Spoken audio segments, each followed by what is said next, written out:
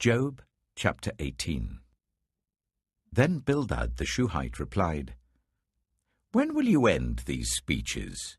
Be sensible, and then we can talk. Why are we regarded as cattle and considered stupid in your sight, you who tear yourself to pieces in your anger? Is the earth to be abandoned for your sake, or must the rocks be moved from their place? The lamp of a wicked man is snuffed out, the flame of his fire stops burning. The light in his tent becomes dark, the lamp beside him goes out. The vigour of his step is weakened, his own schemes throw him down. His feet thrust him into a net. He wanders into its mesh. A trap seizes him by the heel, a snare holds him fast. A noose is hidden for him on the ground, a trap lies in his path. Terrors startle him on every side and dog his every step. Calamity is hungry for him. Disaster is ready for him when he falls. It eats away parts of his skin. Death's firstborn devours his limbs. He is torn from the security of his tent and marched off to the king of terrors. Fire resides in his tent. Burning sulphur is scattered over his dwelling. His roots dry up below, and his branches wither above. The memory of him perishes from the earth. He has no name in the land. He is driven from light into the realm of darkness and is banished from the world. He has no offspring or descendants among his people, no survivor where once he lived. People of the west are appalled at his fate. Those of the east are seized with horror. Surely such is the dwelling of an evil man. Such is the place of one who does not know God. Job chapter 19. Then Job replied, "How long will you torment me and crush me with words? 10 times now you have reproached me. Shamelessly you attack me.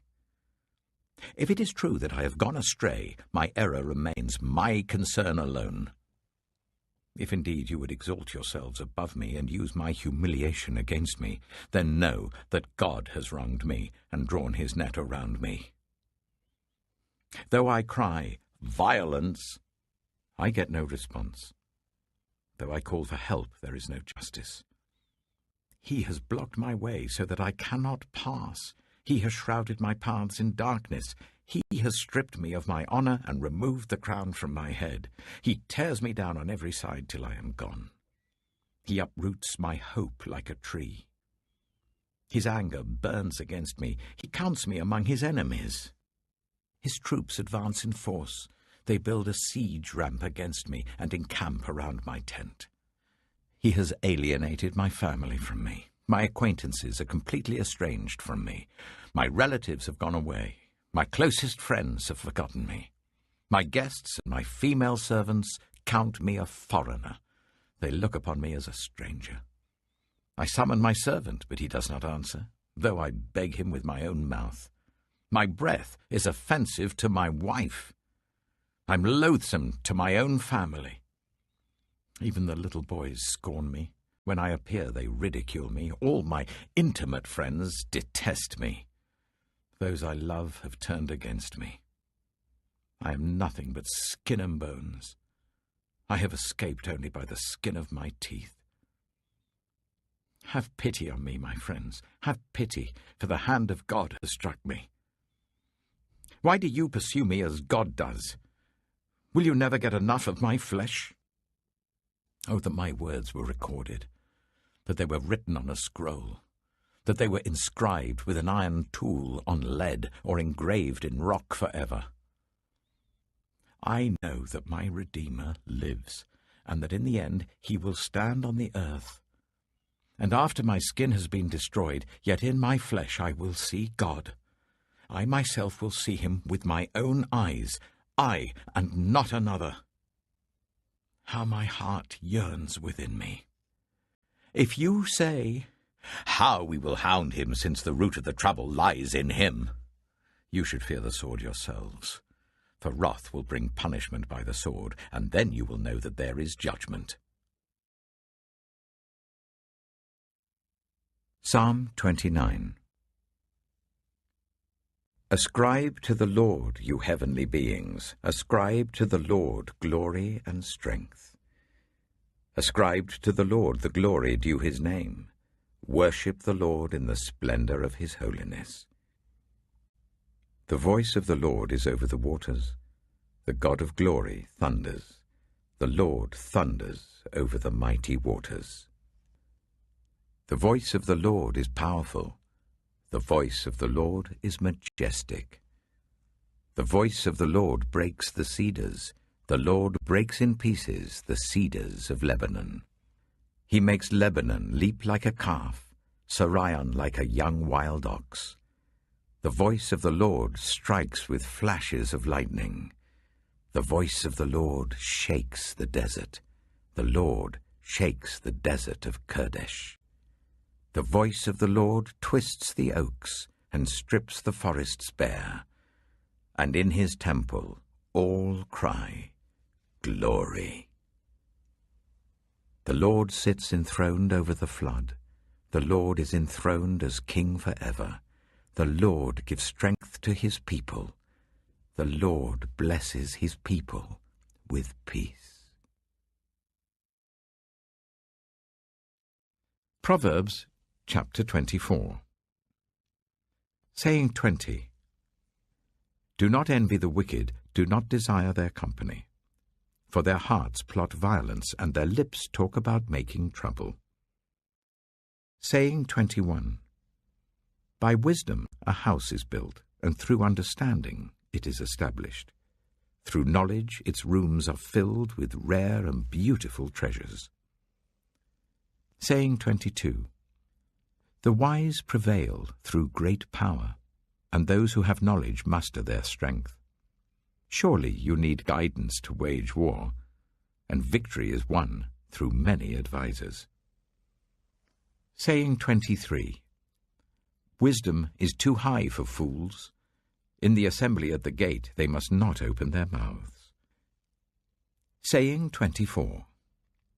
Whoever plots evil will be known as a schemer. The schemes of folly are sin, and people detest a mocker. Saying 25.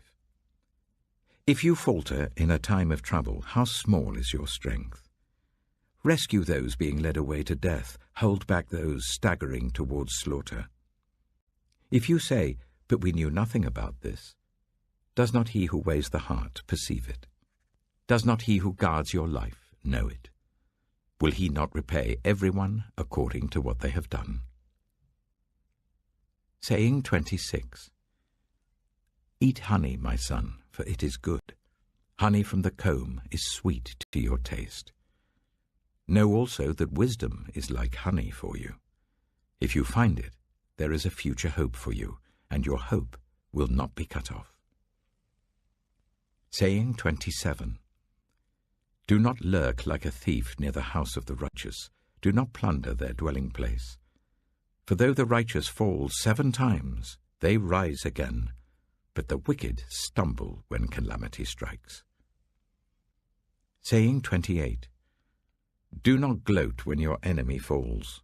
When they stumble, do not let your heart rejoice, or the Lord will see and disapprove and turn his wrath away from them. Saying 29. Do not fret because of evildoers, or be envious of the wicked, for the evildoer has no future hope, and the lamp of the wicked will be snuffed out. Saying 30. Fear the Lord and the King, my son, and do not join with rebellious officials, for those two will send sudden destruction on them, and who knows what calamities they can bring. These also are sayings of the wise. To show partiality in judging is not good. Whoever says to the guilty, "You are innocent," will be cursed by peoples and denounced by nations. But it will go well with those who convict the guilty, and rich blessing will come on them. An honest answer is like a kiss on the lips. Put your outdoor work in order and get your fields ready. After that, build your house. Do not testify against your neighbor without cause. Would you use your lips to mislead? Do not say, "I'll do to them as they have done to me. I'll pay them back for what they did." I went past the field of a sluggard, past the vineyard of someone who has no sense. Thorns had come up everywhere, the ground was covered with weeds, and the stone wall was in ruins. I applied my heart to what I observed, and learned a lesson from what I saw. A little sleep, a little slumber, a little folding of the hands to rest, and poverty will come on you like a thief, and scarcity like an armed man.